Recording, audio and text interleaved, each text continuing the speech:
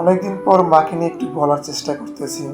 আসলে আমাদের প্রত্যেকটি মা অর্থ অনেক কিছু, যা ভাষায় বলা শেষ হয় না বা শেষ করা যায় না।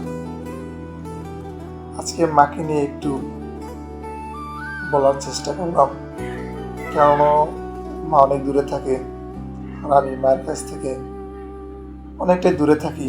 তবে প্রবাস জীবনে নয়, কর্মজীবনে বাড়ি থেকে অনেক দূরে।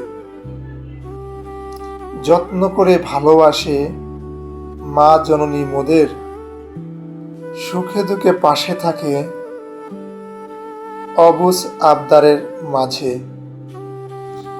না চাইতেই দেয় সব, পূরণ করে আসে।